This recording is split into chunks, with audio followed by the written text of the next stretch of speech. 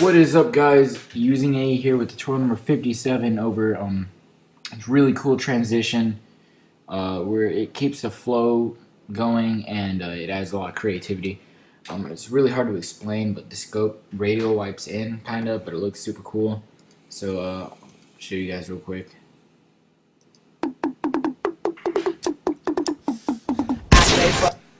Well, that's an example. I don't want to show you all of it because it is an edit that I'm doing right now, and I like it, and I want to keep it a surprise. So what I did was, if you can see, it's kind of like wiping this thing in, but it looks like water kind of, and it looks really cool. So make a new composition, find your clip, and I'm going to find the spot where he scopes in. Come on. Here we go. We're almost right here. Alright. Split, bring it to the end. And so we're gonna make this a freeze frame. So right click, go to time, and do freeze frame. And we're also gonna drag in the clip again and go maybe a second forward and find the same spot. So you that was really stupid of me to freeze frame. I could have duplicated it, but whatever. Just gonna find that same exact spot. Alright, here we go. So we have this part 1 second freeze framed, and then after we have the rest of the clip. And so I'm gonna disable the audio first, and I'm gonna look for a radial. Actually, before we even do that, click on the freeze frame and then go to your ellipse tool. And then we're going to click on the very top of the scope. Hold shift and click at the top. Make sure you're holding shift, by the way, so it does like a perfect circle. And then let go when you like match the circle.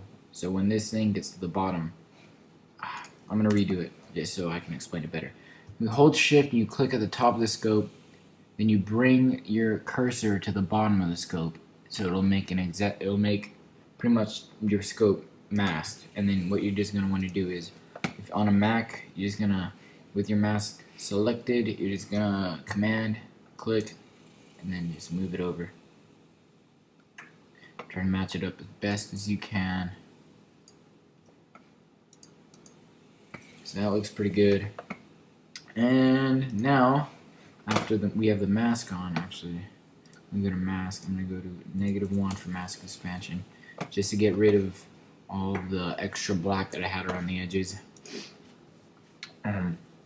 Just trying to make the circle a little more perfect in case I have like a background, like if I had this in the background. I don't want these black things showing up, so I mean, I can move it a little.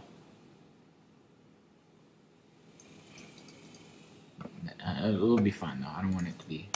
I'm not gonna touch it up enough because that would take a long time. So, fucking rambling again. Anyways, look up radial wipe and transition radial wipe. Just drag it on your freeze frame, and what we're gonna want to do is have it on 100 at the very beginning. Keyframe it, and go to 1 second, and bring it to 0. So what it's doing is this: radial wiping itself in.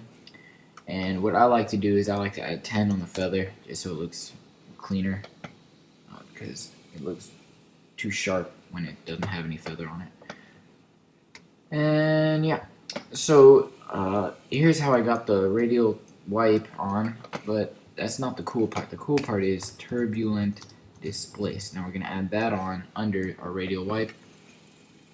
And my settings are 50 to 500 to 10 on the, so 50 on the amount, 500 on the size, and 10 on the complexity. So what it looks like is that. And that looks really, really weird. But what we're going to want to do is keyframe all that at the beginning, move to the end, and then bring it all to 0. And the size will be at 2 because it's the lowest that the size will go at, and the complexity will be at 1 because that's the lowest that'll go at. What it looks like is this. Go on quarter res. I'm going to preview it. Looks like that and looks really cool. Boom. Also, what I did was I had the scale. I had it on 100. Went to the end. I went to like 140. And then on the clip, I had it scale from like 140, 20 frames forward to 100.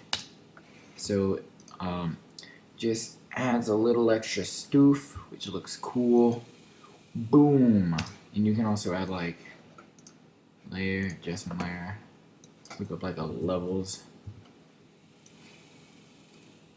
Oh, I didn't mean to do that. To the top. Histogram going there. All the way up here. I'm gonna just make it brighter.